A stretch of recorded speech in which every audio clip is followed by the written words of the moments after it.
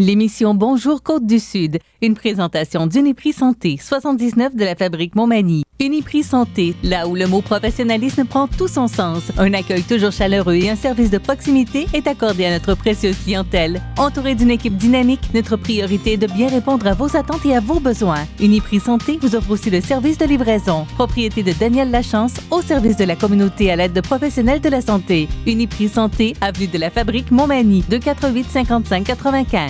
Les Caisses Desjardins de Montmagny-Lillet, fiers partenaires de l'émission Bonjour Côte-du-Sud. Les Caisses Desjardins de Montmagny-Lillet, fiers partenaires de l'émission Bonjour Côte-du-Sud. Tous ensemble, nous contribuons à faire rayonner des milliers de jeunes. Desjardins, toujours là pour faire briller la jeunesse. Mardi 28 avril 2020. 4 nouveaux cas positifs infectés par la COVID-19 en Chaudière-Appalaches. Réouverture graduelle des écoles le 11 mai. COVID-19, la MRC et la SADC du Kamouraska travaillent en collaboration pour aider les entreprises. Le Cégep de la Pocatière et sa fondation mettent sur pied un fonds d'urgence COVID-19 de 20 000 $. Théo Barbecue et le Resto Olivier de Montmagny s'associent. Le service de police de la Ville de Québec a donné 129 constats d'infraction en vertu de la loi sur la santé publique depuis le début du décret. Aide au soutien psychologique direct à la population du comté de Rivière-du-Loup-Témiscouata. L'arrivée du printemps rappelle l'importance des mesures sanitaires. La mère de Justin Trudeau blessée dans un incendie à Montréal. Et enfin, retour à la normale pour le traversier de Montmagny et Laugrue. Tous les détails de ces nouvelles dans un instant.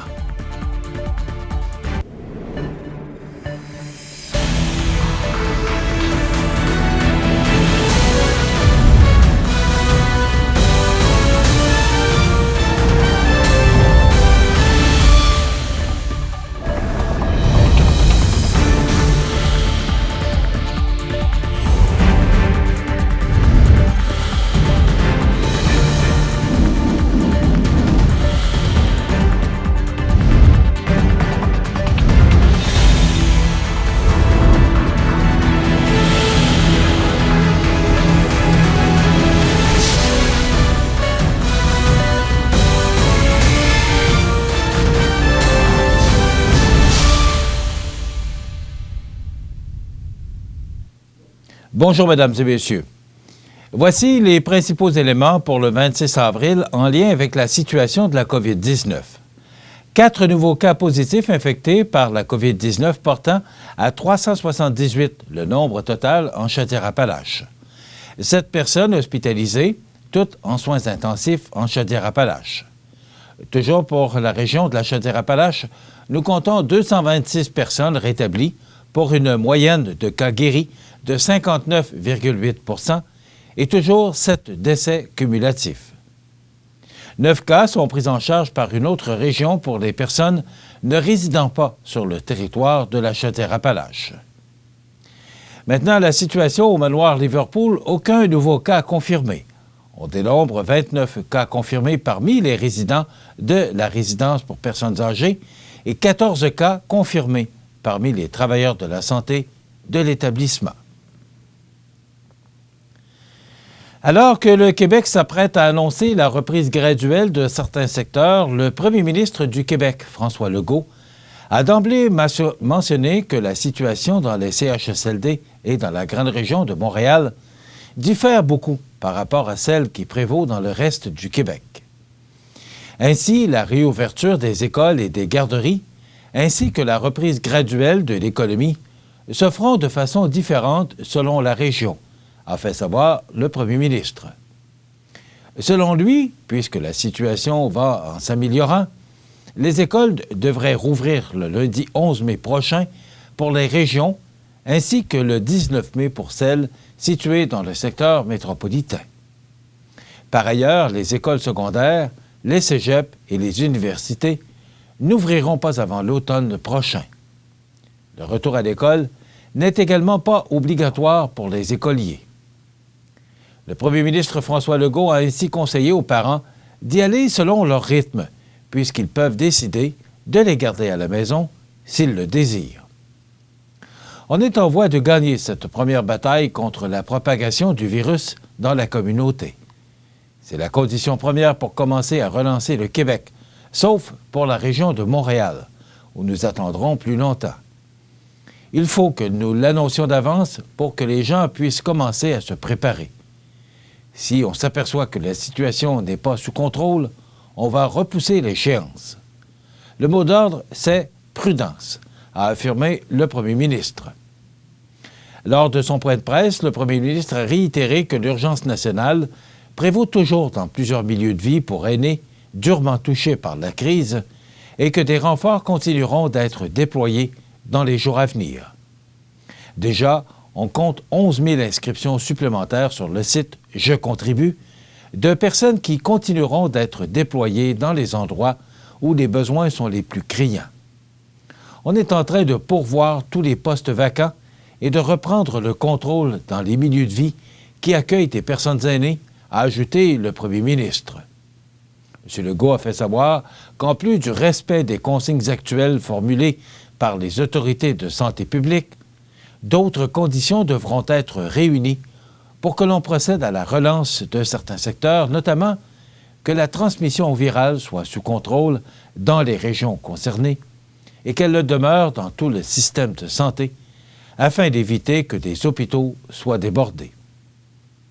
On va continuer de dénombrer des cas, comme partout dans le monde, mais on va analyser la situation tous les jours et on va s'ajuster.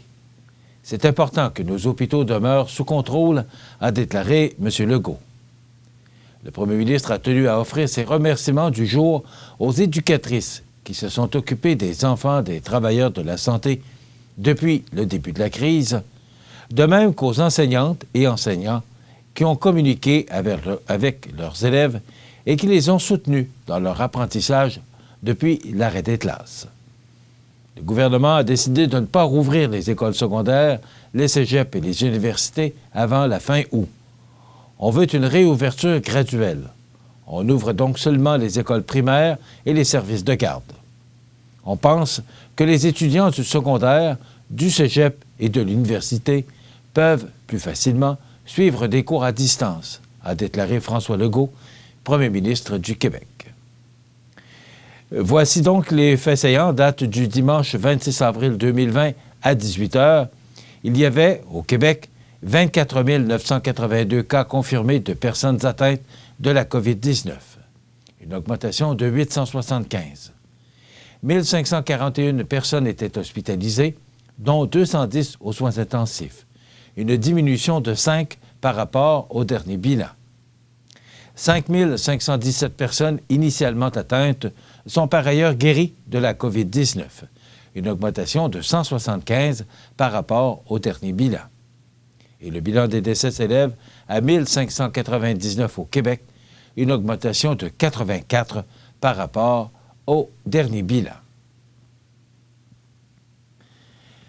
Dans le contexte actuel de la pandémie de la COVID-19, la MRC et la SADC unissent leurs efforts pour mettre à la disposition des entreprises kamouraskoises un service professionnel d'accompagnement personnalisé pour les dirigeants d'entreprises afin que ceux-ci aient accès aux meilleures stratégies et aides financières adaptées à leur situation.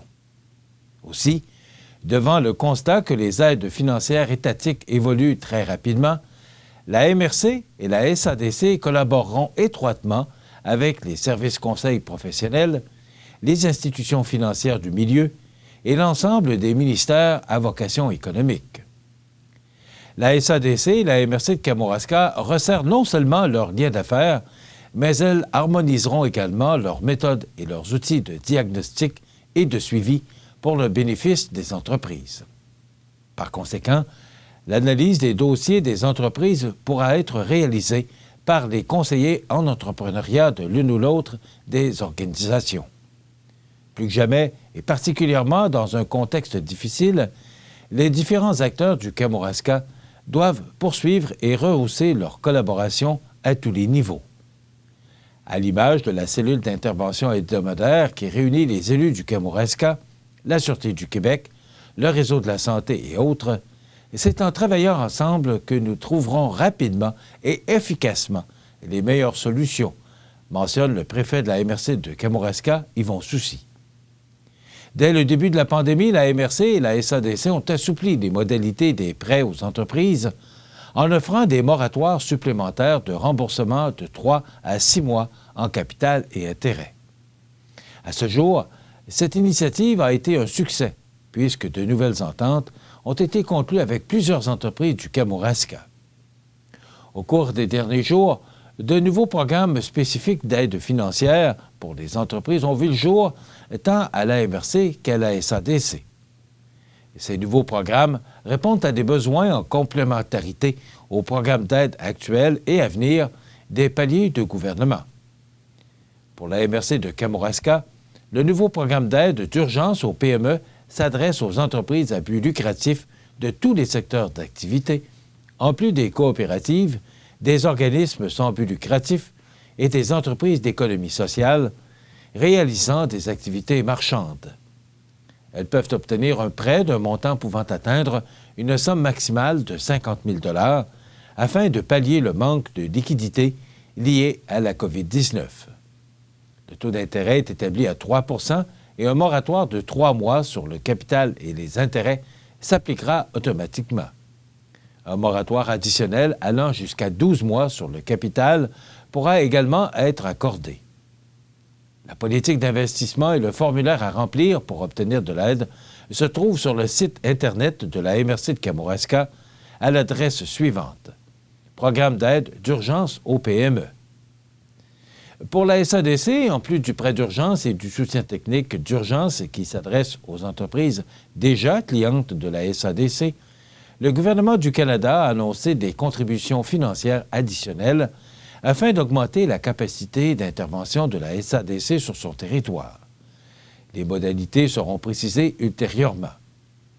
En ces temps difficiles où la solidarité et la collaboration sont plus que jamais essentielles, la mise en commun de nos ressources maximisera l'utilisation des expertises de nos organisations au bénéfice des entreprises et de l'économie du Kamouraska, de mentionner Annick Briand, directrice générale de la SADC du Kamouraska. L'étroite collaboration entre la MRC et la SADC vise à faciliter et à aiguiller rapidement les entreprises vers les meilleures solutions d'affaires. À ce titre, les entreprises pourront directement contacter la MRC ou la SADC afin d'être rapidement prises en charge par les professionnels des deux organisations. Sensible à ce que vivent des membres de la communauté étudiante du Cégep de la Pocatière en cette période de pandémie, la Fondation du Cégep de la Pocatière et le Cégep sont fiers d'annoncer la création conjointe d'un fonds d'urgence COVID-19 de 20 000 $ destiné aux étudiants. Par l'entremise de ses donateurs et de ses partenaires financiers, la Fondation aide chaque année des étudiants du Cégep de la Pocatière en difficulté financière. Aujourd'hui, la Fondation et le Cégep s'unissent, une fois de plus, pour répondre plus particulièrement aux besoins ponctuels de nos étudiants qui sont affectés par la crise de la COVID-19, a déclaré le président de la Fondation, Maître Johan Mercier-Bélanger.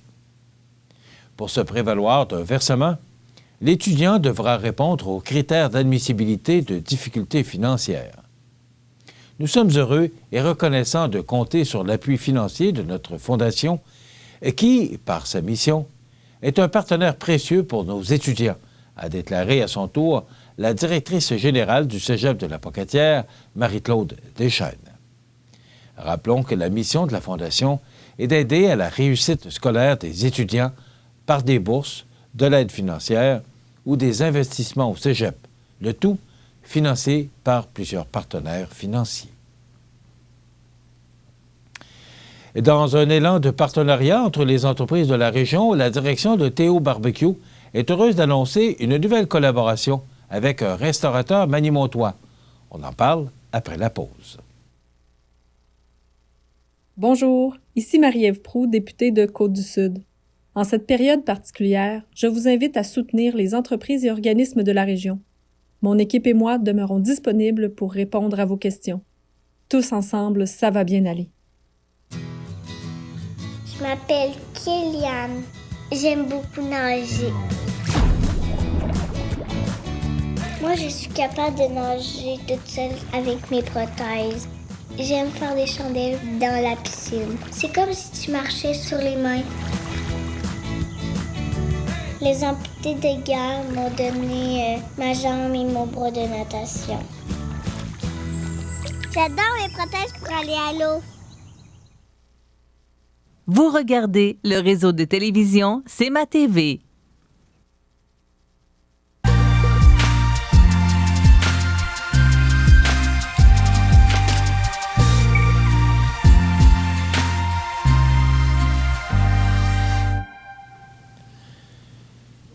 Dans un élan de partenariat entre les entreprises de la région, la direction de Théo Barbecue est heureuse d'annoncer une nouvelle collaboration entre les restaurants de Bercy-sur-Mer et le resto L'Olivier de Montmagny. En effet, à compter de ce vendredi 1er mai, le restaurant L'Olivier offrira à ses clients des repas à emporter où l'on retrouvera, entre autres, les excellentes viandes fumées de Théo Barbecue.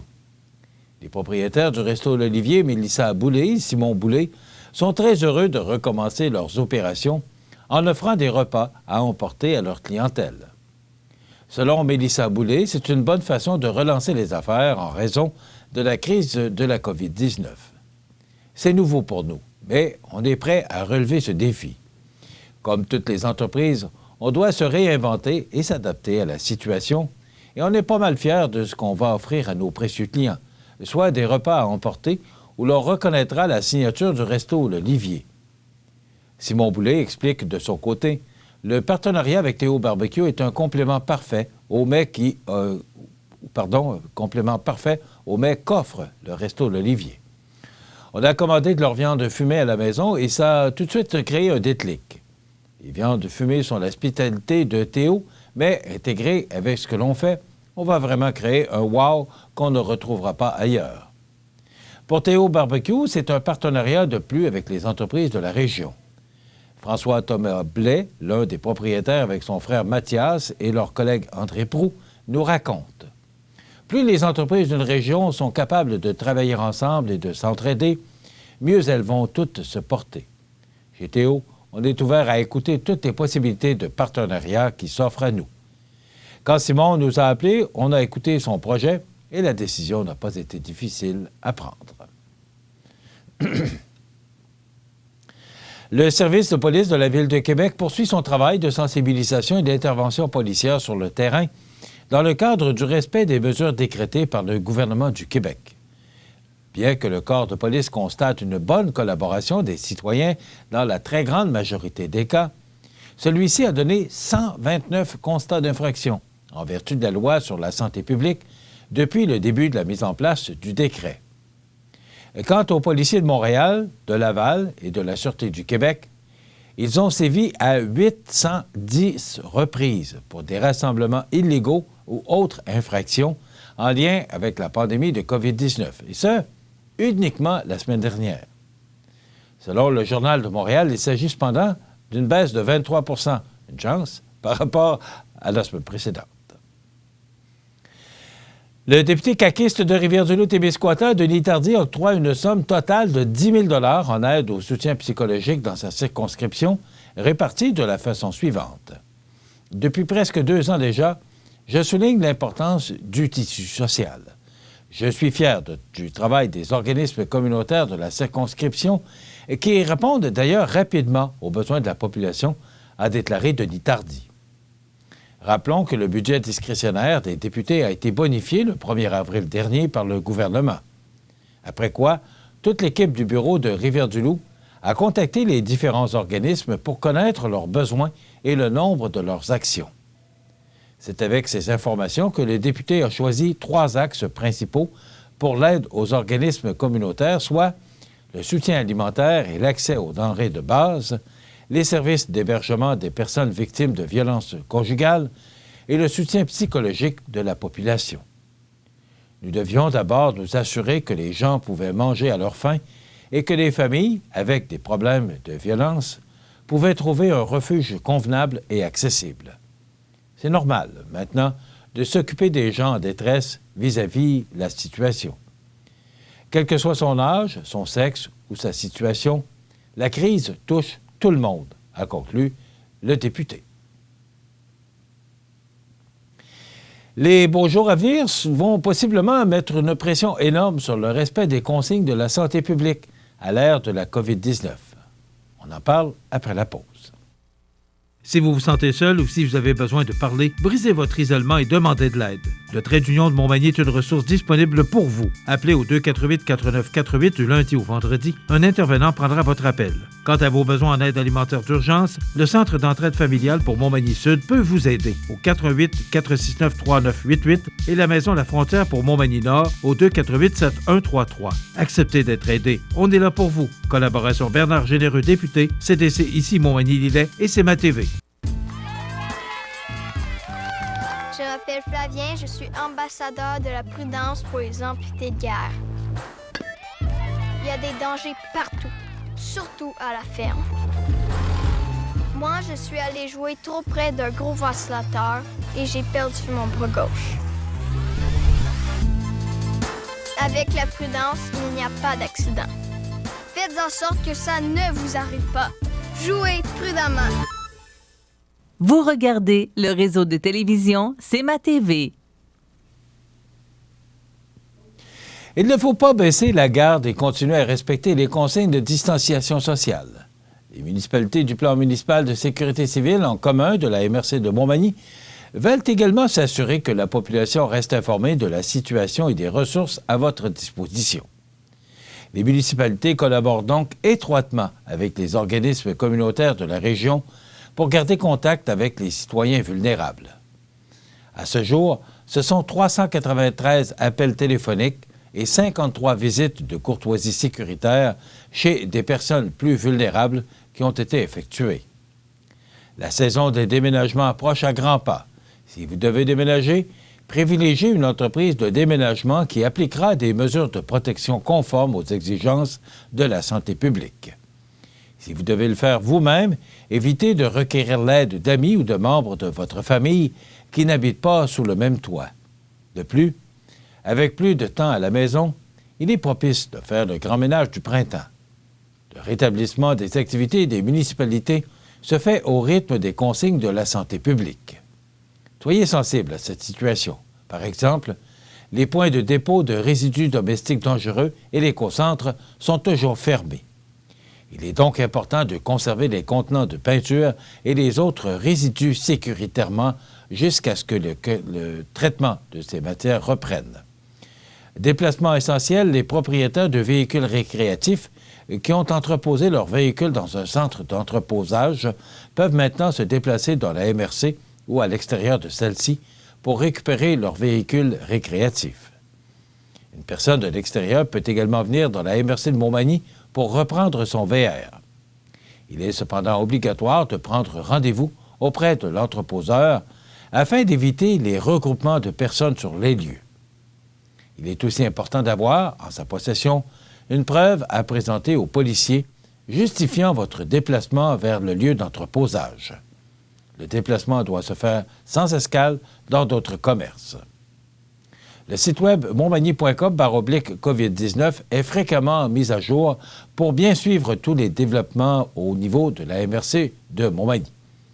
Le site web du gouvernement, québec.ca/coronavirus, est une source fiable d'informations pour bien comprendre le développement de la situation à l'échelle de la province.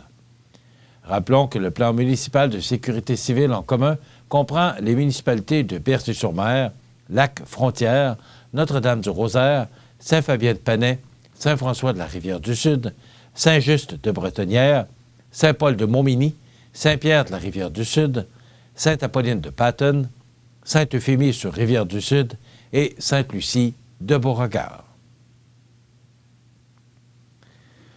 La mère du premier ministre Justin Trudeau, Margaret Trudeau, a été blessée lundi soir dans un incendie au centre-ville de Montréal, ont confirmé des sources de TVA Nouvelles. Selon les pompiers, vers 23h25, un feu s'est déclaré sur la terrasse de l'appartement de Mme Trudeau, dans un immeuble de l'avenue du Dr Penfield, au coin de l'avenue Atwater. L'intervention, qui a mobilisé 70 pompiers, a permis de limiter le feu à son logement. Margaret Trudeau, 71 ans, a été incommodée par la fumée et a été transportée à l'hôpital où son état est jugé non critique. 3 familles ont aussi été relocalisées par la Croix-Rouge en raison de l'incendie, mais leurs logements n'ont pas été endommagés. Une enquête a été ouverte pour comprendre les origines du feu qui restent inconnues. Et en terminant, on vous rappelle que le traversier qui fait la navette entre l'île aux Grues et Montmagny, c'est le retour à la normale ce matin. Rappelons que le traversier avait interrompu ses traversées hier en raison des forts vents qui ont soufflé sur notre région en ce début de semaine. Voilà ce qui complète notre bulletin d'actualité pour aujourd'hui. Si vous avez des nouvelles à nous transmettre, vous pouvez le faire en communiquant avec notre salle des nouvelles au 418-241 1313 poste 226. Ou encore, vous pouvez nous écrire à nouvelles@cmatv.ca. Vous pouvez également nous suivre comme plus de 12 930 personnes le font maintenant sur la page Facebook de cmatv.ca. Vous êtes à l'antenne du réseau de télévision CMA-TV, le média le plus regardé et le plus suivi. Ce qui le confirme, numéro 1 de l'information sur la Côte-du-Sud. Voilà, c'est tout pour l'instant. Dans quelques minutes, des prévisions de la météo.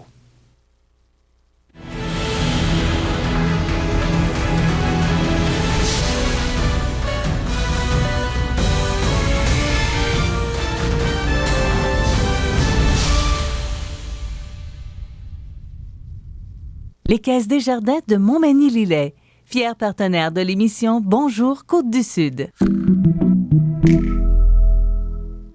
Les partenaires suivants sont fiers de s'associer à cette portion de notre programmation.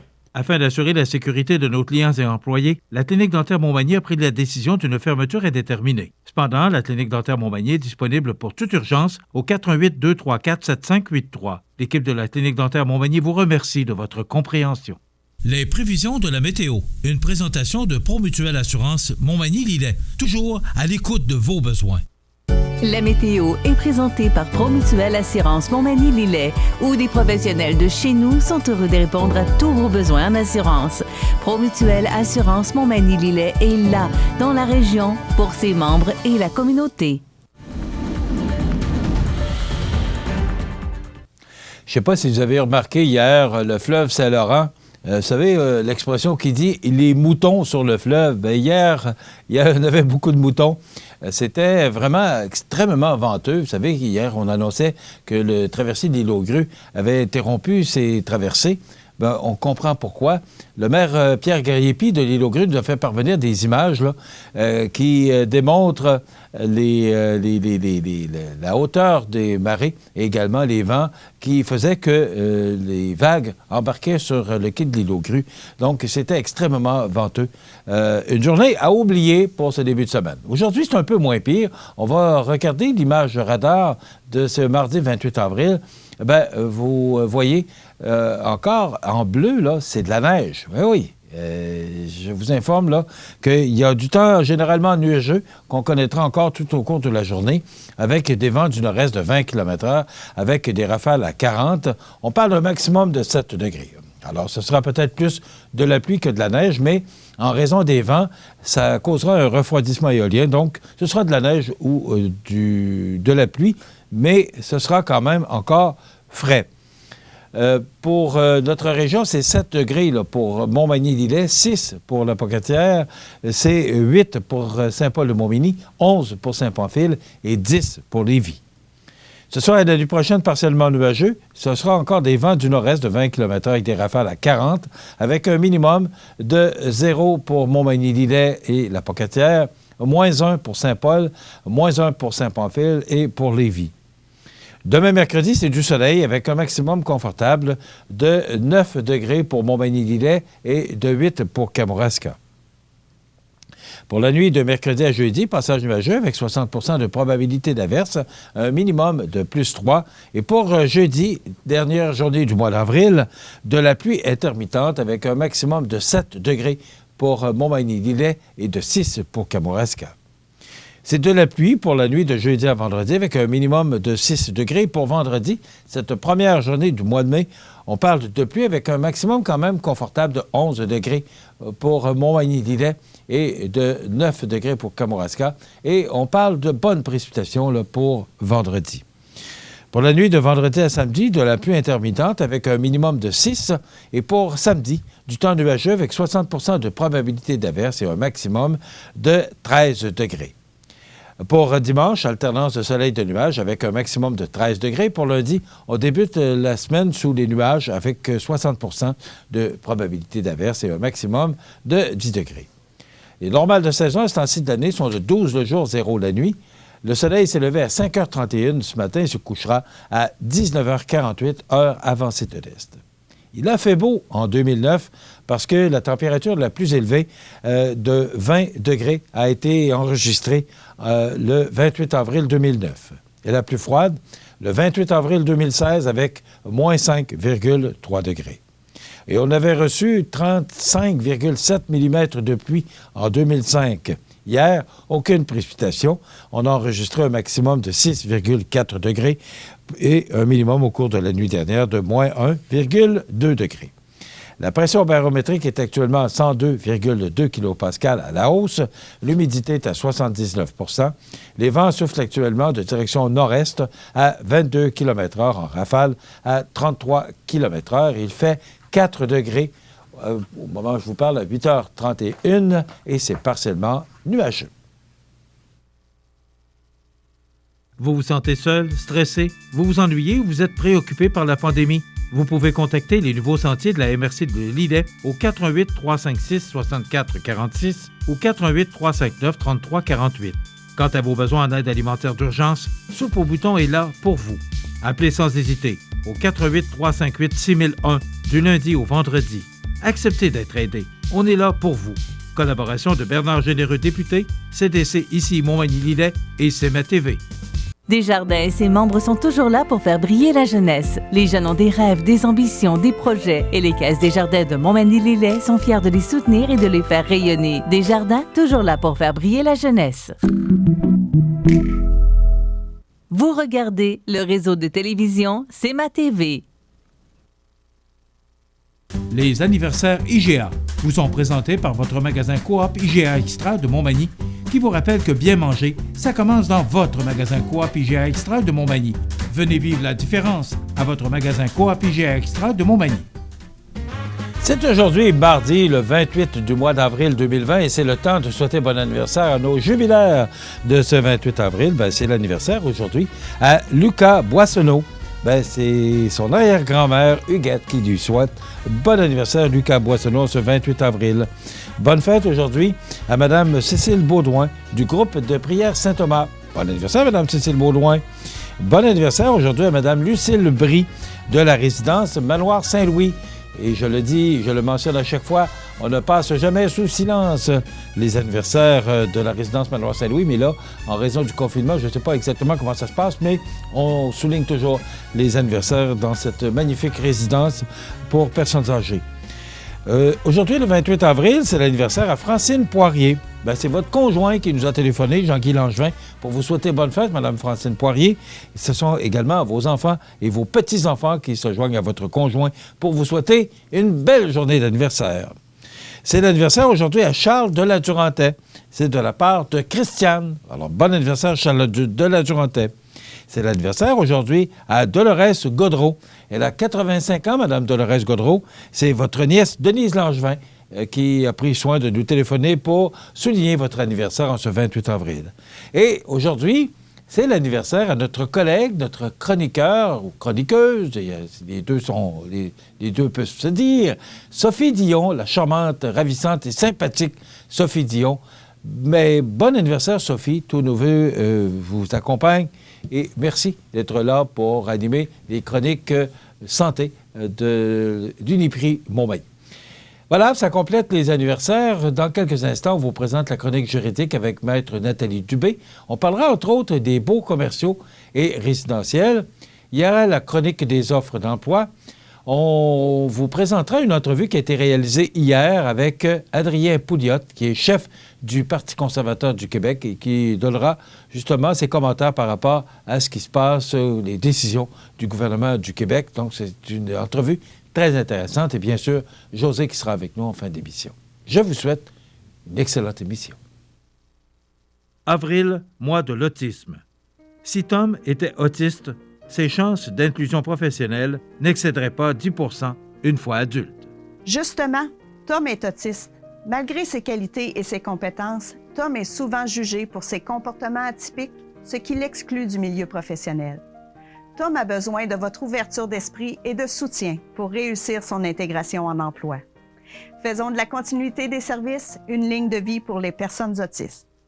ProMutuel est là pour vous. Nous sommes ouverts du lundi au vendredi de 8h30 à 16h30 au 1-888-265-7940 ou montmagny-lillet@promutuel.ca. ProMutuel Assurance Montmagny-Lillet, votre assureur local à Montmagny, Saint-Jean-Port-Joli et Saint-Pamphile. Vous regardez le réseau de télévision C'est ma TV. La chronique juridique. Une présentation de Nathalie Dubé, notaire, maintenant au 14 chemin des Poiriers à Montmagny.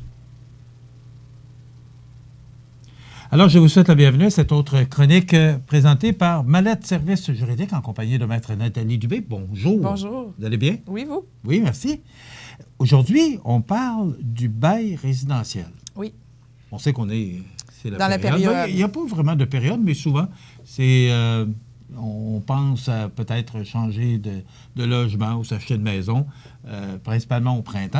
Oui. Mais il n'y a pas nécessairement de période. Bien, les périodes peuvent changer dans le courant de l'année. Il peut y avoir des périodes différentes. Là. Je mange mes mots aujourd'hui. Mais habituellement, on a du 1er juillet au 30 juin. Donc, dans le résidentiel, c'est plus commun de voir ces dates-là. Mais il n'y a pas de date précise pour un bail? Non, je peux commencer le 1er août, le 1er septembre, dépendamment quand j'ai l'accès à mon logement. C'est sûr qu'aujourd'hui, la chronique, je vais la baser sur un bail 1er juillet jusqu'au 30 juin, mais les délais d'avis, tout ça qu'on va parler, c'est sûr qu'on les adapte versus notre date de renouvellement de bail. On peut arriver aussi que même si j'ai entré dans mon logement le 1er septembre, que mon bail peut commencer 1er septembre jusqu'au 30 juin parce que le propriétaire va vouloir ramener tous ses baux pour l'année suivante du 1er juillet au 30 juin. Toujours à la même date. Donc, c'est pour ça. Tout le monde. Il faut adapter les délais qu'on va parler dans la chronique aujourd'hui pour ça. Et justement, je voulais parler du bail résidentiel parce que nous sommes dans la période pour donner les délais, recevoir nos avis de reconduction et tout ça. Je trouvais bien de rappeler les règles du jeu à ce moment-là. Parce qu'il y en a. Oui. Elles sont très importantes. D'abord, lorsque l'on quitte son logement, à compter de quand mon propriétaire peut-il faire visiter? Oui, c'est une question que l'on a souvent. Oui, notre métier principal est d'être notaire, mais il nous arrive de répondre à des appels sur des questions de la vie courante comme ça, donc sur le bail. Surtout quand les gens veulent quitter leur logement puis s'acheter une maison par la suite. Donc, quand ils sont dans le magasinage, les visites de maison, puis le logement, puis le stress du délai pour quitter tout ça. Donc, notre propriétaire... Lorsqu'on quitte le logement, on doit donner l'avis. Aussitôt qu'on a donné l'avis de non-reconduction ou de résiliation du bail, le propriétaire peut faire visiter le logement. D'abord, la première étape, c'est l'avis de non-reconduction. Oui, c'est ça. Donc, soit qu'on reçoit du propriétaire un avis d'augmentation de loyer avec les nouvelles conditions pour le prochain bail. Si on ne répond pas dans le mois, on a un mois pour répondre. Donc, si on ne répond pas dans le mois suivant, on est réputé avoir reconduit notre bail.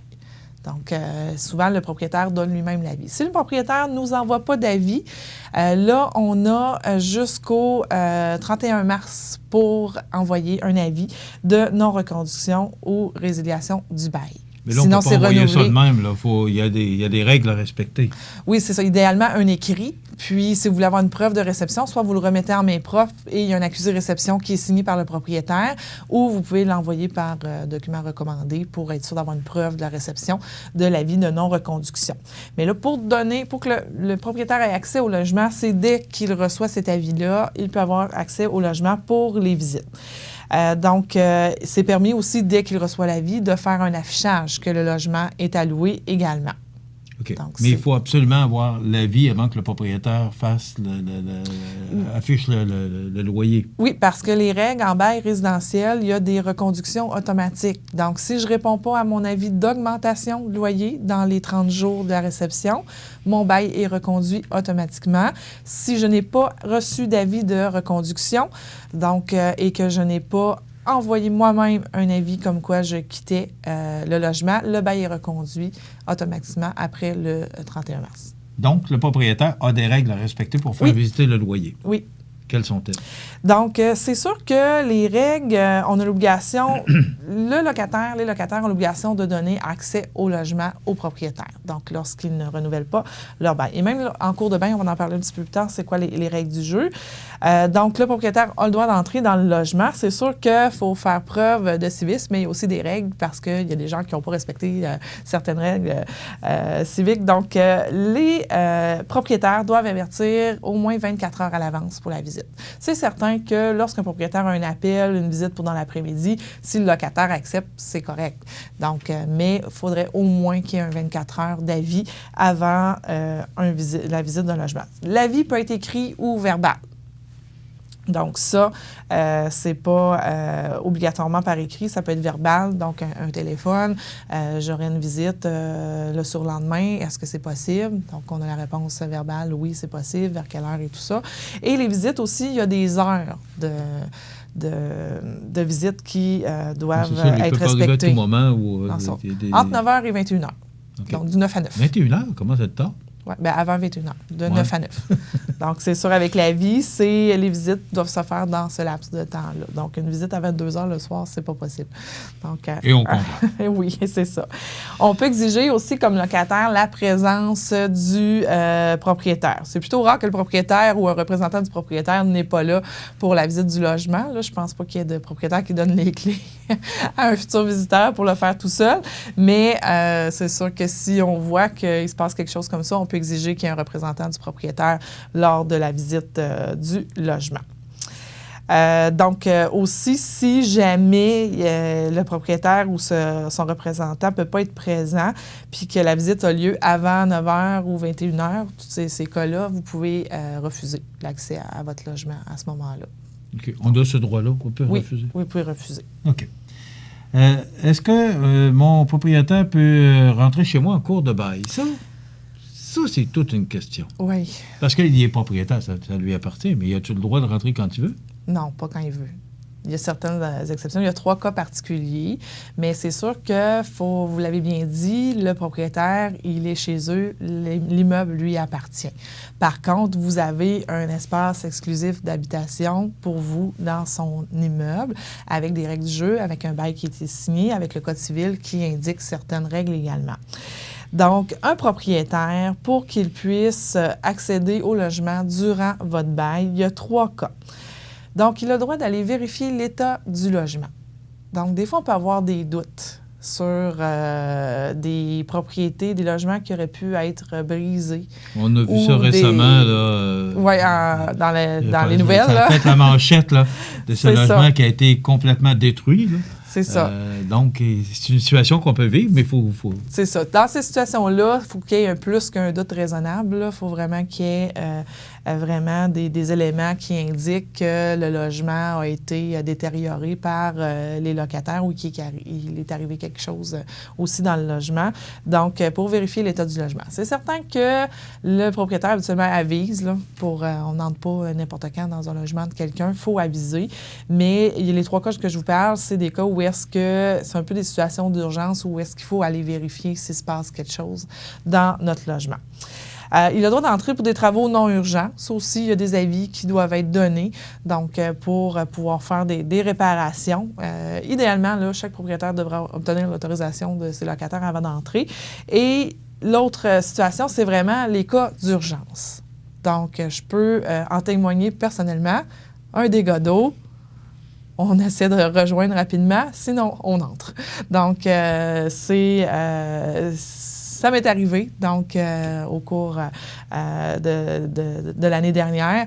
Donc, un locataire qui n'était pas présent dans ce logement et le dégât d'eau avait commencé et la source était dans son logement. J'ai réussi à le rejoindre par téléphone, lui disant que j'entrais dans ce logement, mais même si je ne l'avais pas rejoint, il aurait fallu que j'entre avec certaines dispositions. Là, on ne fait pas faire des sauts des gens en pleine nuit, là, mais il a fallu entrer pour aller fermer où est-ce que le dégât était. Il n'y a pas d'avis, il n'y a pas de... Non, parce que c'est urgent. Là, j'ai de l'eau qui coule dans l'appartement d'en bas, plus l'autre appartement. Ça fait une chute. Oui. Donc, il faut aller cesser le dégât immédiatement.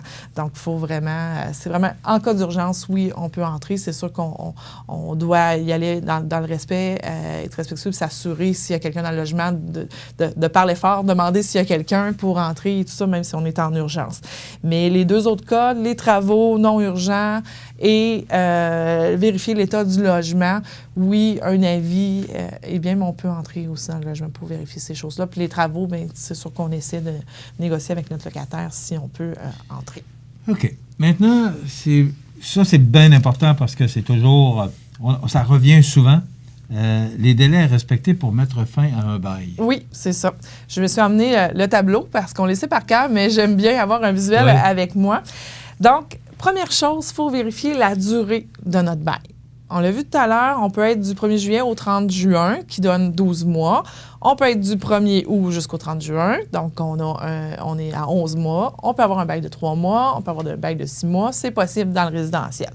Donc, les 12 mois et plus, vraiment le bail standard d'appartement du 1er juillet au 30 juin, le délai pour la vie de 3 à 6 mois avant la fin du bail. Tout à l'heure, je vous ai mentionné plusieurs fois le 31 mars. C'est une date clé en matière résidentielle. Parce que ça donne 3 mois avant l'expiration qui est le 30 c'est la juin. limite. Donc, si vous n'avez pas eu d'avis de votre propriétaire, bonne nouvelle, il n'augmente pas votre loyer. Mais il faut retenir qu'on a jusqu'au 31 mars pour lui dire que l'on quitte notre logement si c'est notre décision. Sinon, notre bail est reconduit automatiquement. Vous parlez beaucoup d'augmentation. Oui. Est-ce qu'il y a un pourcentage? Parce que ça peut nous faire décider de quitter le loyer parce que l'augmentation est trop forte. Est-ce que le propriétaire a un pourcentage qu'il doit respecter? Quelle est la norme là-dessus? Oui, il y a certaines normes. Ce qui existe, la Régie du logement, chaque année, sort, il y a un outil pour faire le calcul versus nos propriétés locatives, faire le calcul, quelle devrait être notre augmentation cette année. Donc, ça prend en compte les taxes municipales et les taxes scolaires. On ne se cache pas, il y a une augmentation tous les années là-dessus. Donc, veut pas, le propriétaire, il faut que ça se reflète dans ses loyers parce que s'il l'absorbe tout le temps, à un moment donné, ça n'arrive plus à la fin de l'année. Les coûts de chauffage, électricité et tout ça, c'est pris en compte. Il y a l'évaluation de l'immeuble, les loyers déjà payés, tout ça. Donc, il y a une espèce de tableau qui existe où est-ce qu'on peut aller calculer quelle est l'augmentation raisonnable que l'on peut mettre. Fourni par la Régie du logement. Fourni par la Régie du logement. Donc, ça, on peut se fier à ça. On se fie aussi, est-ce qu'il y a eu des rénovations, des travaux d'amélioration dans les logements? Ça vient teinter aussi l'augmentation des loyers. La Régie du logement sort toujours aussi des pourcentages moyens d'augmentation qui est raisonnable de demander pour l'année qui s'en vient. Donc, j'ai pas regardé si c'était sorti, mais ça devrait sortir dans ces semaines-ci, ces jours-ci, parce que nous sommes en plein dans la période, justement, des renouvellements de baux. Donc, si on a un bail d'1 an, 3 à 6 mois avant la fin du bail. Donc, si je donne l'exemple, le bail se termine le 30 juin 2020. Donc, je dois envoyer mon avis entre le 1er janvier et le 31 mars 2020. Donc, et pour l'augmentation du coût du loyer, est-ce que c'est la même chose? Mêmes dates? Le propriétaire doit aviser ses locataires entre le 1er janvier et le 31 mars. Okay. Comme je dis, si vous n'avez pas d'avis avant le 31 mars, c'est que votre propriétaire, il n'y a aucune condition qui change à votre loyer, à votre condition de logement, et le bail est automatiquement renouvelé au 31 mars pour la prochaine année si vous n'avez pas avisé votre propriétaire que vous quittiez votre logement. Okay. Donc ça, à chaque année, il y a des locataires qui se font prendre avec ça, doivent négocier avec le propriétaire parce que le 31 mars est vraiment une date dans le Code civil, les règles du logement, qu'il y a renouvellement automatique si vous n'avez pas envoyé d'avis de non-renouvellement. Et cet avis-là doit se faire comment? Idéalement par écrit, même par écrit, si on veut une preuve qu'on l'a envoyé. Donc, ça peut être courrier recommandé? Ça peut être un courrier recommandé, un écrit. Ça peut être un courriel, mais avec accusé de réception. S'assurer que vous avez la preuve que votre propriétaire l'a reçu. Donc, parce que s'il y a un problème ou que le propriétaire dit ne pas l'avoir reçu ou n'a pas de preuve que l'avis a été envoyé, bien, le 31 mars, lui, il prend pour acquis que vous demeurez là au 1er juillet jusqu'au 30 juin 2021. Donc, c'est important pour les locataires, mais autant pour les propriétaires qui doivent respecter aussi ce délai-là. Je dis aussi par précaution aux propriétaires d'immeubles à logement, même s'il n'y a pas de changement dans les conditions, moi, j'aime bien envoyer un avis quand même, dire qu'il n'y a pas de changement dans les conditions, parce qu'au moins, les locataires sont comme rassurés et ont l'information. Oui, cette année, je ne te demande pas ton loyer. Je n'aurais pas pensé à ça, oui. Donc, on l'envoie quand même. OK. Et c'est apprécié des locataires. Oui, c'est ça. Sinon, de toute façon, les locataires te contactent. Ben là, j'ai pas eu d'avis. Est-ce qu'il y a une augmentation et tout ça? On est en prévention. On les avise immédiatement. Puis, ils sont en mesure après ça de prendre la décision s'ils demandent dans le logement ou s'ils font des visites pour une maison ou un autre logement plus grand, etc. Parce qu'on sait, ces années-ci, on le voit dans les nouvelles nationales et provinciales, que se chercher un logement, un déménagement, oui, à Montmagny, c'est peut-être plus facile, mais même encore là, j'ai des connaissances qui ont certaines difficultés pour la recherche de leur logement. Mais on voit Québec, Montréal, le taux d'inoccupation est très bas. Donc, il faut y penser d'avance, il faut se préparer à notre déménagement. De records historiques à Montréal, entre autres, pour trouver un logement. C'est ça. Maître Dubé, est-ce les mêmes règles pour un local commercial? J'avais hâte d'arriver là-dessus, parce que résidentiel, c'est une chose. Mais commercial, c'est beaucoup plus complexe. C'est ça. Est-ce que, à mes yeux, ça l'est? Est-ce que ça l'est vraiment? Oui et non. Donc, oui et non. Ça dépend de la rédaction de votre bail. Okay. Mais juste avant, on a parlé des 12 mois et plus. 12 mois et moins pour les baux, le délai, c'est 1 à 2 mois avant la fin du bail. Donc, je veux que les gens retiennent le 12 mois et plus, mais si votre durée de bail est différente, les délais sont différents pour les avis. Donc, 12 mois et moins, 1 à 2 mois avant la fin du bail. Puis, si vous n'avez pas de durée sur votre bail, c'est 1 à 2 mois qui est recommandé aussi comme avis de départ. OK. Alors, commercial. Allons-y dans le commercial. Parce qu'on dit toujours, c'est commercial, c'est plus complexe. Oui. Bien, c'est sûr que c'est les mêmes éléments qui se retrouvent dans un bail commercial. Le résidentiel, vous savez, tout le monde, ou presque, il y a le formulaire de la Régie du logement qui est obligatoire pour signer un bail résidentiel. Au commercial, il n'y a pas de formulaire. Et le résidentiel, même chose, dans le Code civil, il y a une section spécifique pour ça. Et le commercial, il n'y a pas de section spécifique, c'est les règles générales. Donc, le commercial, c'est différent, il n'y a pas de formulaire et le propriétaire et le locataire établissent eux-mêmes leurs règles du jeu. Donc, c'est sûr qu'on parle souvent le coût du loyer, tout ça, mais surtout les règles de fin de bail. Donc, comment on peut quitter ou comment on peut conserver notre locataire. En commercial, c'est une négociation et c'est une rédaction qui est faite vraiment cas par cas. Oui, il y a un gabarit de base avec des éléments qui sont souvent là, mais aussi en commercial, tu sais, le résidentiel, on paye notre loyer, des fois il est chauffé éclairé, des fois il ne l'est pas, mais en commercial, souvent, c'est pas là. Puis aussi, il faut prendre en compte les taxes municipales, les taxes scolaires, les frais de déneigement, les frais supplémentaires qu'il peut y avoir. Fait que oui et non, c'est compliqué et plus compliqué. Parce que moi, j'ai vu les beaux qui sont de 50 pages. De cette épaisseur-là.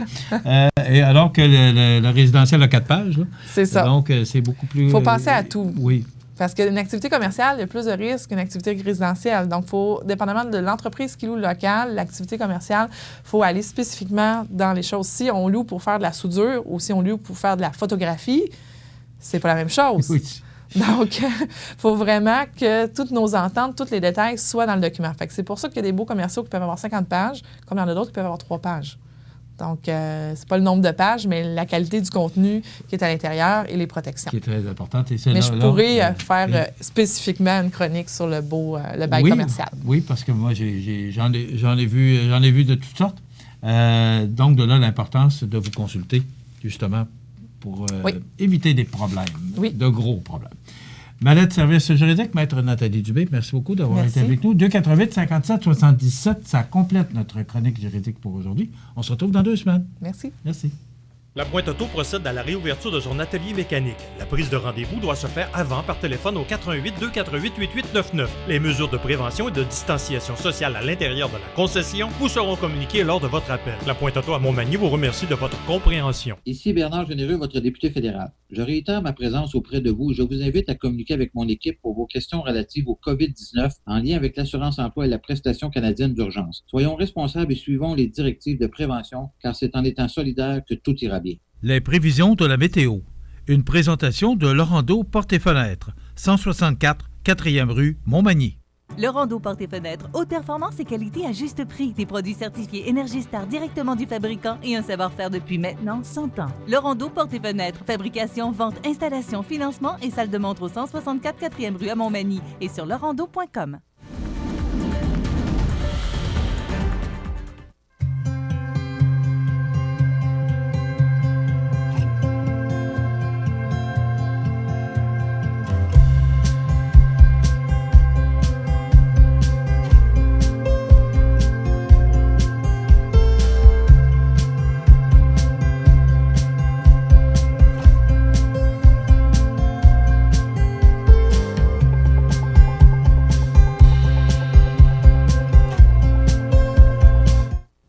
regardez le réseau de télévision C'est ma TV. Les partenaires suivants sont fiers de s'associer à cette portion de notre programmation.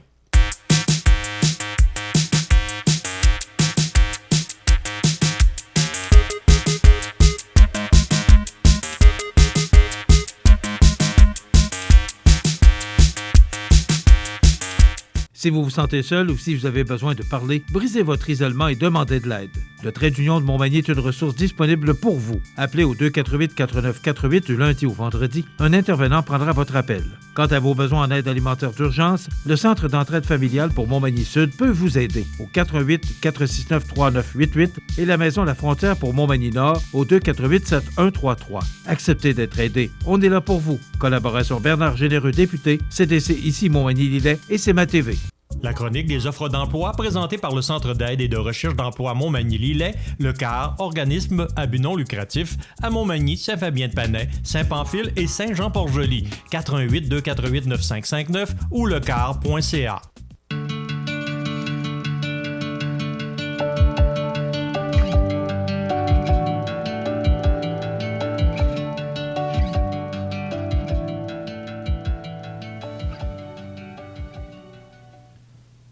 Alors, c'est le temps de vous rappeler que c'est tous les mardis et jeudis à la même heure, on vous présente notre chronique des offres d'emploi.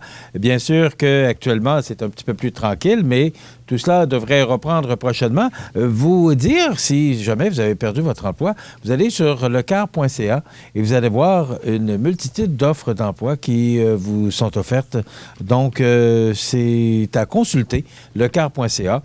Ou encore, vous pouvez, parce qu'ils sont en télétravail, mais quand même, ils répondent à vos besoins en recherche d'emploi, orientation professionnelle, coaching de carrière, services de placement. Le Centre d'aide de recherche d'emploi Montmagny-Lillet, 4 points de service, Montmagny, Saint-Fabien-de-Panay, Saint-Pamphile, Saint-Jean-Port-Joli, 248-95-59 ou 1-877-337-9559 pour les gens de l'extérieur. Chronique des offres d'emploi tous les mardis et jeudis, présentés par le Centre d'aide et de recherche d'emploi Montmagny-Lillet, toujours à la même heure et au même poste. La chronique des offres d'emploi présentée par le Centre d'aide et de recherche d'emploi Montmagny-Lillet, le CAR, organisme à but non lucratif, à Montmagny, Saint-Fabien-de-Panay, Saint-Pamphile et Saint-Jean-Port-Joli. 418-248-9559 ou lecar.ca. La résidence funéraire Boulanger vous propose une gamme complète de services personnalisés afin de répondre à tous vos besoins en matière de funérailles. Nous vous fournissons des installations et des services innovants qui répondent aux besoins en évolution des familles d'aujourd'hui. Nous prenons soin de tout afin que vous puissiez vous concentrer sur ce qui est le plus important, votre famille, vos amis et vous-même. Salon funéraire complètement rénové pour votre plus grand confort, grand stationnement, facilité d'accès. La résidence funéraire Boulanger, pour bien faire dans la dignité. Le réseau de télévision C'est ma TV vous présente les avis de décès.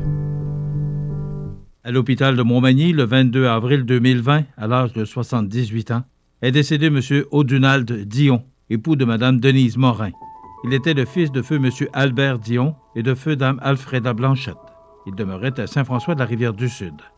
En raison des circonstances, les rituels funéraires se tiendront à une date ultérieure. Les informations vous seront transmises en temps requis. La famille désire remercier le Dr Simon Morin, la Dr Marie-Pierre Brochu, la Dr Virginie Quirion, la Dr Boulanger, ainsi que le personnel du 3e étage de l'hôpital de Montmagny pour les bons soins prodigués. Vos témoignages de sympathie peuvent se traduire par un don à la Société canadienne du cancer. La direction a été confiée à la maison funéraire Laurent Normand, 115 rue Saint-Louis, Montmagny. Aux familles éprouvées, la direction et le personnel du réseau de télévision C'est ma TV offrent leurs plus sincères condoléances.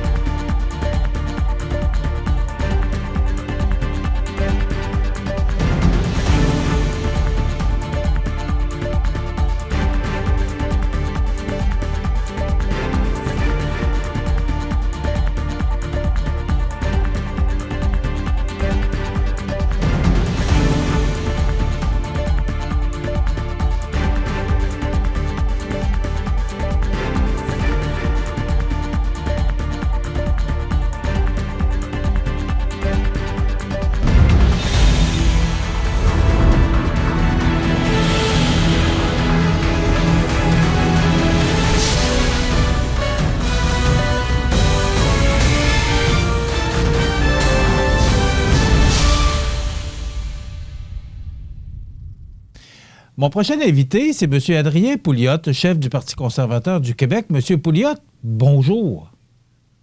Bonjour, M. Montmigny. Vous allez bien? Très, très bien, vous? Oui. Alors, pas de virus dans votre entourage? Tout se passe bien? Pas de virus. Chez moi, tranquille, confiné. Alors, je respecte les règles, je me lave les mains. Je fais comme notre bon gouvernement nous dit de faire. Bon, c'est bien. M. Pouliot, d'abord, on vous a reçu il y a quelques années, cela. Vous étiez venu au studio dans une période électorale. Je ne me souviens pas exactement laquelle. Est-ce que c'était une partielle, je pense, qu'il y avait dans le comté de Lévis, si ma souvenance... Parce qu'on s'est rappelé un peu ce souvenir-là. Est-ce que c'est à peu près ce moment-là? Est-ce que c'était dans la partielle de Lévis, Christian Lévesque? Non, c'est la partielle de Lévis quand François, j'oublie son nom de famille, là, celui qui est président de l'Assemblée nationale. Paradis, François Paradis? Oui, okay. C'est ça. OK. Je pense que c'est pas mal sûr que c'est ça, oui. OK. Ça commence à faire quelques années de ça. Oui. Vous êtes toujours chef du Parti conservateur du Québec. Comment se porte le Parti conservateur du Québec, M. Pouliot? Bien, écoutez, alors en 2018, c'était notre deuxième élection générale et on est quand même assez satisfait des résultats. On a augmenté le nombre de candidats de presque 50 %. On avait des candidats dans presque toutes les circonscriptions électorales du Québec, une centaine sur 125. Et partout où on était en 2014, on a eu une progression. Donc, malheureusement, on n'a pas encore de députés, mais on a réussi à augmenter notre nombre de votes de façon importante. Puis vous savez, au Québec, tout est subventionné au Québec, incluant les partis politiques. Et le financement des partis politiques au Québec est basé en bonne partie selon le nombre de votes récoltés lors d'une élection générale. Alors, on a réussi à augmenter notre nombre de votes de façon à ce que, au cours du cycle électoral dans lequel on est, on va avoir, avec les dons qu'on reçoit, les contributions, on devrait avoir un budget entre 800 000 et 1 million de dollars, ce qui nous permet de bâtir un fonds électoral en préparation de la campagne de 2022. Vous m'amenez à vous poser la question, financièrement, comment ça va, le Parti conservateur du Québec? Bien, vous savez, les conservateurs, ça gère serré. Alors, ça va très bien. On a des surplus. On fait très attention à nos sous, justement, pour pouvoir avoir un bon budget à mettre en 2022. C'est pas ce qu'on a... On n'a pas de dette. On a des espèces trébuchantes et sonnantes à la banque. C'est pas ce qu'on entend souvent des partis politiques, donc c'est une bonne nouvelle pour vous. Oui, c'est une très... Oui, absolument. M. Pouliot, il y a quelques jours, vous avez mis en doute, parce qu'on va parler naturellement, si vous êtes là, de ce qui se passe actuellement avec la pandémie, vous avez mis en doute les chiffres du Dr Arruda annoncés mercredi en conférence de presse avec le premier ministre Legault concernant les 30 000 à 60 000 décès potentiels au Québec s'il n'y avait pas eu de confinement. Alors qu'en Suède, le pays a plus de 1400 morts et il n'y a pas de confinement. Moi, j'aimerais ça vous entendre là-dessus parce que, on dit qu'on aurait pu avoir plus de morts et on est rendu à 1560 quelques. Vous pensez quoi? Moi, j'aimerais ça que vous développiez votre pensée là-dessus. Oui. Bien, merci, M. Montmigny. Vous savez, la pandémie qu'on vit actuellement, il y a énormément de questionnements. Les chiffres changent constamment. On apprend beaucoup de choses. On réalise qu'il y a beaucoup de choses qu'on ne connaît pas sur le virus, sur ses effets. Donc, c'est très difficile de faire une affirmation comme celle du Dr Arruda. D'abord, je vais la mettre en perspective. Là. Au Canada, actuellement, il y a à peu près 2000 décès. 2000. Alors que quand le docteur Arruda nous parle d'avoir sauvé 30 000 à 60 000 vies, ça vous donne une idée là, de la grosseur du chiffre du docteur Arruda. Le chiffre du docteur Arruda, c'est un chiffre énorme. Là. On parle, disons, en Allemagne, il y a eu 5 000 décès. En France, 20 000 décès. En Italie, 25 000. Aux États-Unis, au grand complet, tous les États, on parle de 50 000 décès. Donc, je pense, je ne mets pas en doute la bonne volonté et l'honnêteté du bon docteur, mais disons que je suis sceptique un peu au sujet des chiffres. Pourquoi? Eh bien, il y a beaucoup d'analyses, il y a beaucoup d'études qui ont été faites. Le chiffre de 30 000 à 60 000 vient probablement des prévisions initiales de l'Organisation mondiale de la santé. Quand l'Organisation mondiale de la santé a sorti ses premières alertes, puis c'est basé sur les chiffres de la Chine, hein, c'est de là que ça venait, ils ont établi un taux de mortalité d'à peu près 3,4 %. Et la raison pour laquelle le taux était si haut, c'est qu'il y avait beaucoup de gens qui avaient eu le virus, mais qui étaient asymptomatiques. Donc, ils n'avaient pas ça paraissait pas, peut-être un petit reniflement, mais c'est tout. T'sais. Donc, il y a beaucoup plus de monde qui ont eu le COVID-19 que ce qu'on pensait. Donc, si tu dis il y a une personne qui est morte sur 10 qui l'ont eu, ça, c'est 10 %. Si tu dis il y a une personne qui est morte sur 100, bien là, c'est 1 %. Puis s'il y a une personne qui est morte sur 1000, c'est 0,1 %. Alors, à mesure qu'on apprend qu'il y a beaucoup de monde qui ont eu le COVID-19, mais qui en sont guéris puis qui n'ont pas eu de problème, bien là, on réalise finalement que les projections initiales de 3,4 % de l'Organisation mondiale de la santé étaient complètement exagérées. Ils avaient les connaissances à ce moment-là. C'est pas une critique, c'est tout simplement qu'il y a beaucoup de choses qu'on ne sait pas et qu'on apprend avec le temps. Donc, je pense que l'autre chose, c'est de dire, si on n'avait rien fait, il y a 60 000 personnes qui sont mortes. Oui, mais il n'y a personne qui s'attend à ce que le gouvernement ne fasse rien. Là, la question, c'est de savoir, est-ce qu'il fallait qu'il y ait un arrêt total de l'économie comme on a connu, ou est-ce que d'autres mesures nous auraient donné à peu près les mêmes résultats? Par exemple, comme à peu près, quelles sortes de mesures que vous auriez préconisées? Bien, par exemple, le port du masque. Par exemple, la distanciation sociale. Ça, j'ai pas de problème avec ça.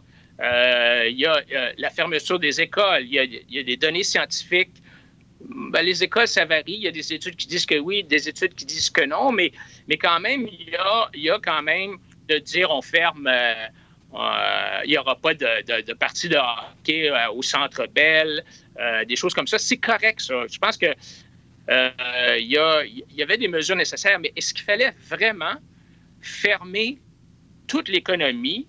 Il y a des analyses qui ont été faites, entre autres par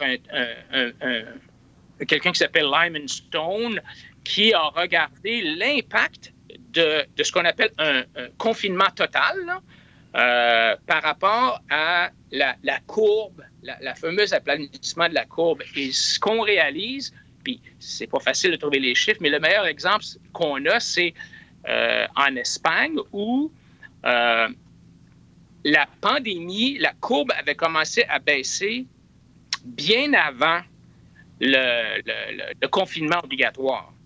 Et il faut comprendre que le confinement obligatoire, si tu le fais le jour 1, tu ne peux pas t'attendre à ce que les décès baissent le lendemain parce que tu as une période d'incubation qui est entre 15 et 30 jours. Donc, il faut vraiment... C'est une analyse assez précise et assez complexe des chiffres, mais ce que ça dit, c'est que cette étude-là, entre autres, et une autre étude qui est parue récemment dans le Wall Street Journal, elle a fait que c'est pas clair qu'un confinement total soit nécessaire. Oui, ça prend certaines mesures. Alors donc, quand le Dr Arruda dit, ben, c'est parce qu'on a fermé le Québec qu'on a sauvé de 30 000 à 60 000 vies, moi je dis, soyons prudents, attendons. Peut-être que d'autres mesures moins destructrices de l'économie auraient eu un résultat aussi bon. Ce qu'on dit également, c'est que la majorité des décès sont en CHSLD. Oui. Alors, ça démontre peut-être un peu votre théorie du fait que 30 000 morts, il n'y a pas ça, je pense, dans les CHSLD, mais c'est là que les décès sont principalement dénoncés. Oui, et l'autre aspect, M. Montmigny, qui est intéressant, c'est quand on regarde l'âge des victimes au Québec, presque la totalité, je dirais, des victimes ont 60 ans et plus. En tout cas, ont 50 ans et plus. Je pense que c'est moins de 1 % des décès de gens qui ont en bas de 50 ans. Alors, est-ce qu'il fallait vraiment que tous ceux qui ont moins de 50 ans cessent d'aller à l'école, cessent de travailler, cessent d'étudier? Est-ce qu'il fallait vraiment aller aussi loin que ça? C'est la question qu'on peut certainement se poser. Évidemment, il faut protéger les personnes frêles, les personnes qui ont des maladies, de l'emphysème, des trucs comme ça, et nos gens, nos aînés. Absolument ça. C'est certain qu'il fallait faire ça. Puis d'ailleurs, on doit se poser la question, est-ce que c'est ça qu'on a fait au Québec? Tu sais, je pense qu'on a mis beaucoup d'efforts au niveau hospitalier, mais est-ce qu'on a vraiment bien géré la situation au niveau des CHSLD? C'est pas le moment là, de faire d'être le gérant d'estrade. On aura bien le temps, une fois que tout ça soit fini, de faire une analyse. Mais je pense qu'on peut sûrement, à ce point-ci, se poser des questions quant à savoir si est-ce que la priorité n'aurait pas dû être, dès le début, sur les CHSLD, mais laisser quand même rouler l'économie, tout en ayant des mesures, comme je disais, des mesures de distanciation, des masques, éviter les grands rassemblements, des trucs comme ça, là. Est-ce que je comprends, si vous aviez été premier ministre du Québec, vous n'auriez pas fermé les entreprises ni les commerces, mais vous auriez mis ou instauré des consignes de confinement? Je pense qu'on aurait sûrement été moins radical. Quand on regarde à travers... Puis ça dépend des endroits aussi, mon mini, vous savez. Quand on est dans une ville comme Montréal, c'est pas la même situation que quand on demeure à Sept-Îles ou à Lévis, ou, je sais pas moi, à Saint-Gabriel. C'est pas la même chose. Alors, je me demande, par exemple, est-ce qu'il fallait vraiment fermer les entreprises, je prends l'exemple de Sept-Îles, là, mais rien que pour illustrer que c'est pas la même chose parce qu'on n'a pas la même densité de population, on n'a pas le même risque. Alors, on va parler de déconfinement au moment où on va diffuser l'entrevue. On va être sur le point d'entendre les plans de déconfinement de M. Legault. Et moi, je pense qu'il y a une différence à faire entre Montréal ou la communauté métropolitaine de Montréal et le reste de la province. Je pense qu'il faut avoir un déconfinement qui est intelligent. Et je pense que nos mesures de confinement ont été un peu appliquées partout à travers la province. On verra à l'analyse si c'était vraiment nécessaire. M. Pouliot, on va s'arrêter quelques instants, faire une courte pause. Puis au retour, moi, j'aimerais vous entendre sur comment on va repartir tout ça. Est-ce que vous êtes positif à ça? Restez avec nous. On revient dans quelques instants avec M. Adrien Pouliot, qui est chef du Parti conservateur du Québec. Le réseau de télévision CMA-TV est fier de vous présenter La Pouponnière, en collaboration avec votre Jean Coutu de Montmagny, où l'on trouve de tout, même un ami. Santé, beauté, photo. Votre Jean Coutu de Montmagny, c'est tout ça et encore bien plus. Jean Thibault et toute son équipe du Jean Coutu de Montmagny sont fiers de s'associer à CMA-TV dans la présentation de La Pouponnière et profitent de l'occasion pour féliciter les heureux parents. Alors, je vous souhaite la bienvenue à notre chronique La Pouponnière. On a deux petits poupons à vous présenter ce matin. D'abord, bébé Maude Godreau, né le 22 avril 2020. Les parents, Jessica Proulx et David Godreau, ils sont de Saint-Pierre-de-la-Rivière-du-Sud. Alors, on voit cette magnifique photo. Moi, je trouve ça tellement beau. Alors, des beaux petits bébés, Maude Godreau. Les parents, Jessica Proulx, David Godreau. Maude qui est née le 22 avril. Les gens sont de Saint-Pierre-de-la-Rivière-du-Sud. Toutes nos félicitations. Maintenant, on vous présente bébé Félix, né le 24 avril 2020. Les parents, Erika Gontier et Vincent Gontier. Ils sont de Saint-Adalbert-de-Lillet. Donc, bravo et félicitations à ses parents, Erika et Vincent Gontier, pour bébé Félix, l'arrivée de Félix qui s'est faite le 24 avril, vendredi dernier. Les gens de Saint-Adalbert, toutes nos félicitations à vous. Maintenant, vous savez qu'à tous les mardis, on procède au tirage d'un certificat cadeau de 25 offert par votre Jean Coutu de Montmagny. Alors, les gagnants, c'est Jessie Jonca et Steve Fortin pour l'arrivée de bébé Mason le 19 avril 2020. Ils sont de Sainte-Perpétue de Lillet. Alors, ce sont eux qui méritent le certificat cadeau de 25 $ offert par votre Jean Coutu de Montmagny. Et bien sûr, nous nous empressons de remercier la pouponnière de l'hôpital de Montmagny, tous les employés et tous ceux qui collaborent étroitement à la présentation de cette chronique La Pouponnière qui vous revient tous les mardis et jeudis à la même heure. Desjardins et ses membres sont toujours là pour faire briller la jeunesse. Les jeunes ont des rêves, des ambitions, des projets et les caisses Desjardins de Montmagny-Lillet sont fiers de les soutenir et de les faire rayonner. Desjardins, toujours là pour faire briller la jeunesse. Vous vous sentez seul, stressé, vous vous ennuyez ou vous êtes préoccupé par la pandémie? Vous pouvez contacter les nouveaux sentiers de la MRC de Lillet au 418-356-6446 ou 418-359-3348. Quant à vos besoins en aide alimentaire d'urgence, Soupe au bouton est là pour vous. Appelez sans hésiter au 418-358-6001 du lundi au vendredi. Acceptez d'être aidé. On est là pour vous. Collaboration de Bernard Généreux, député, CDC ici Montmagny-Lillet et C'est ma TV. Vous regardez le réseau de télévision C'est ma TV. Je vous rappelle que notre invité aujourd'hui, c'est M. Adrien Pouliot, qui est chef du Parti conservateur du Québec. Monsieur Pouliot, l'entrevue est diffusée ce mardi. Les annonces de déconfinement ou le retour ou l'ouverture des entreprises, il y a toutes sortes d'expressions qu'on peut prendre. M. Legault va en faire l'annonce cet après-midi. Comment vous pensez que ça va repartir? Est-ce que vous êtes confiant, optimiste ou encore pessimiste? Comment vous voyez ça? Vous êtes quand même un homme d'affaires aussi. Dites-moi votre position par rapport au Québec sur pause là, qu'on doit mettre sur play. Oui, le Québec, j'aime pas le mot pause, M. Montmagny, parce que, tu sais, sur pause, tu as qu'à appuyer sur le bouton puis ça repart tout de suite. Alors que c'est pas si simple que ça, repartir l'économie. Il y a certaines personnes qui m'ont critiqué en disant « Adrien, arrête de parler d'économie, tu sais, t'es sans cœur, il y a des gens qui meurent, tout ça. » Et moi, je pense qu'il faut...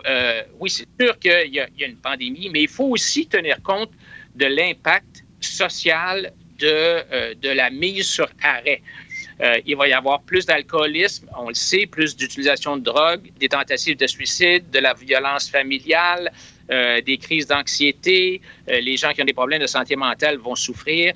Alors, il y a des impacts sociaux négatifs importants à ce confinement obligatoire. Et donc, je suis content de voir que finalement, le premier ministre va accoucher d'un plan de déconfinement. Beaucoup d'autres pays le font depuis 2 semaines, 3 semaines. Il y a certains pays et certains États aux États-Unis qui ont commencé déjà à déconfiner. Alors, je pense que ça prend un plan de déconfinement qui tient compte de plusieurs choses. D'abord, première chose, c'est certain qu'il faut qu'on s'assure que notre système de santé est capable de s'occuper d'une reprise, d'une réémergence, parce qu'il va y avoir une réémergence, c'est quasiment certain. Donc, assurons-nous que notre système de santé est un peu de slack, là, si on peut dire. Là. Donc, on est de l'autre côté de la courbe, ça c'est important. Il faut avoir des systèmes pour tracer la pandémie, pour tester les gens, pour avoir des diagnostics, non seulement de la présence du virus, mais aussi de la présence des anticorps. Et une fois qu'on a ces choses-là, je pense qu'on peut commencer à déconfiner. Au niveau régional, encore une fois, je reviens sur Sept-Îles. Je ne sais pas pourquoi est-ce que Sept-Îles est confiné. C'est pas la même chose que Montréal. Deuxièmement, au niveau des entreprises, il y a certaines entreprises qui sont plus essentielles que d'autres. Je pense qu'il y a des entreprises qui sont plus facilement réouvrables. Qui peuvent aussi... Il faut se fier aux gens. Les propriétaires d'entreprises, ils ne veulent pas tuer leurs clients, là. Alors, ils vont prendre des mesures de distanciation, d'hygiène. Alors, mais je suis content de voir que le premier ministre va sortir quelque chose aujourd'hui. C'est de voir cette destruction sociale-là. On ne peut pas rester confiné 18 mois jusqu'à temps qu'on ait un vaccin. Alors, allons-y, soyons prudents, c'est sûr, mais il ne faut pas non plus avoir peur. Je reviens sur ce que je disais tout à l'heure, M. Montmagny, c'est moins de 1% des décès qui sont des gens en bas de 50 ans. Alors, qu'on retourne les enfants de l'élémentaire à l'école, comme a annoncé le premier ministre hier, moi, évidemment, tu n'envoies pas des enfants qui sont immuno-déprimés ou tu n'envoies pas les parents qui ont des problèmes de santé. Ben moi, si j'avais des enfants, je ne les enverrais pas à l'école parce que je ne veux pas qu'ils ramènent le virus. Mais alors, il faut utiliser sa tête aussi, là. Mais repartons l'économie intelligemment, de façon prudente, oui, mais repartons-la et on va être capable de bâtir à ce moment-là notre immunité collective parce qu'il n'y a pas d'autre solution tant qu'on n'aura pas de virus. Et vous savez, à New York, par exemple, actuellement, il y aurait presque 25-30% des gens de la ville de New York qui ont attrapé le virus, qui l'ont combattu, peut-être même sans le savoir, ils ne savaient même pas qu'ils l'ont eu, qui l'ont guéri et qui ont maintenant des anticorps. Et ces gens-là, probablement, encore une fois, la science n'est pas... il y a bien des choses qu'on apprend, là, mais probablement que ces gens-là sont immunisés. Alors, on aura besoin de savoir, par exemple, au Québec, quels sont les gens qui ont ces anticorps-là. Donc, il faut avoir des tests, des prises de sang pour voir lesquels qui ont des anticorps pour qu'on puisse faciliter le retour à la vie normale.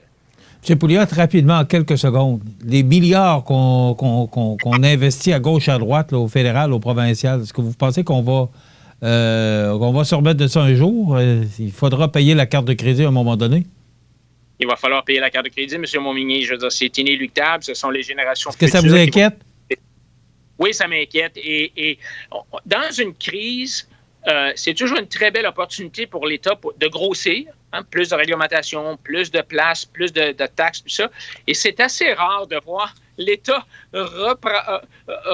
perdre de l'embonpoint après une crise. Et ce qui m'inquiète, c'est que cet embonpoint-là que l'État a pris pendant cette crise-là, ça m'inquiète. Je voudrais que l'État se mette au régime une fois que ça sera fini et je doute que ça arrive. M. Pouliot, j'aimerais ça vous réentendre après, lorsqu'on sera sorti de cette pandémie. J'aimerais ça vous entendre, avoir vos commentaires de la façon que ça va se faire, puis savoir aussi, avoir vos commentaires sur ce qui se passe chez vos voisins d'Ottawa, le Parti conservateur, avec la course à la chefferie, tout ce qui se passe. Ouais, j'aimerais bien ça vous entendre là-dessus. C'est très intéressant. Je vous remercie d'avoir été avec nous. Puis, on va s'en reparler prochainement. Parfait, merci. Merci beaucoup d'avoir été avec nous. Voilà, c'était M. Adrien Pouliot, chef du Parti conservateur du Québec. Ça complète, on s'arrête. Avril, mois de l'autisme. Si Anne était autiste, sans service résidentiel adapté à ses besoins, elle habiterait encore chez ses parents. Justement, Anne est autiste. Et qu'arrivera-t-il lorsque ses parents vieillissants ne seront plus là? Malgré ses besoins d'accompagnement, Anne devrait avoir accès à un véritable chez-soi. Un milieu de vie qui tient compte de ses préférences, respecte son intimité et ses routines. Faisons de la continuité des services une ligne de vie pour les personnes autistes.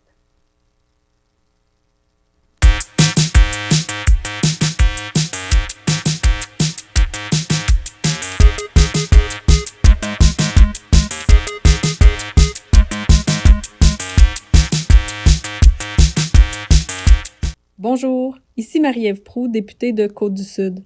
En cette période particulière, je vous invite à soutenir les entreprises et organismes de la région. Mon équipe et moi demeurons disponibles pour répondre à vos questions. Tous ensemble, ça va bien aller. Vous regardez le réseau de télévision C'est ma TV.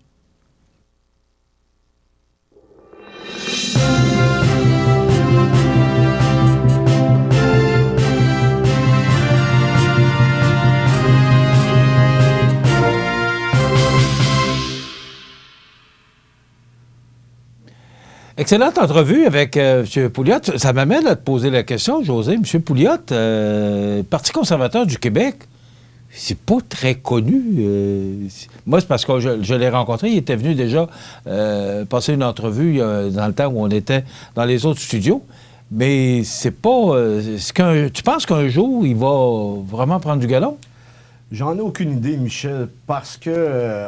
je te dirais, dans la région de Québec, à Québec même, il y a plus d'écoute. Je sais qu'il passe dans les radios de ce secteur-là. Par contre, ailleurs en province, on n'entend pratiquement pas parler. Et la plupart des gens mélangent aussi le Parti conservateur du Québec avec le Parti conservateur du Canada. il y a quand même des idées qui méritent d'être avancées, qui méritent d'être discutées.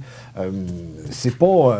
je veux dire, c'est quelqu'un d'intelligent. Lorsque tu lui parles, M. Adrien Pouliot, tu vois qu'il y a, il y a un raisonnement derrière sa pensée, il y a une logique, bien entendu.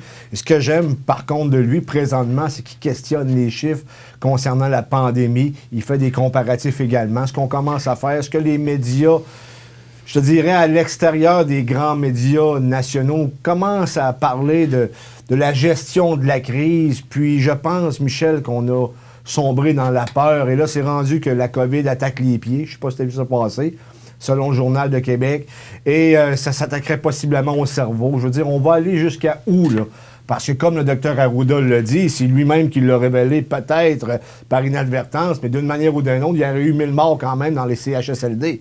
Est-ce qu'elles sont mortes de la COVID-19 ou sont décédées de d'autres choses et ils avaient la COVID-19? Tu comprends qu'on peut mélanger toutes sortes de choses là-dedans. Au bout de la ligne, là, on va rouvrir les écoles à partir du 11 mai. Là, il y a des gens qui ont peur qui ramènent la COVID à la maison, mais si tu regardes les statistiques, tu fais une analyse exhaustive des statistiques, tu te rends compte que ça attaque surtout les personnes âgées. Hein? Et encore là, c'est peut-être même pas la COVID-19 qui a donné la mort à ces gens-là, c'est possiblement les autres maladies qui avaient. Mais il y a un système immunitaire plus faible. Oui, aussi, mais ça ne veut pas nécessairement dire ça peut expliquer. Ça peut expliquer, mais il va falloir qu'on fasse une analyse de ça éventuellement. Je pense qu'après coup, lorsque la vie aura repris son cours normal, je ne sais pas combien de temps que ça va prendre, ça va mériter une commission d'enquête, une commission parlementaire, de la gestion de la crise. Il va falloir qu'on pose des questions, parce que moi, je ne suis pas satisfait de ce qui se passe comme journaliste et comme citoyen, parce qu'il manque, selon moi, beaucoup d'informations. Et je dirais, excuse-moi le terme, mais le business de la peur prend beaucoup d'expansion au Québec et partout sur la planète.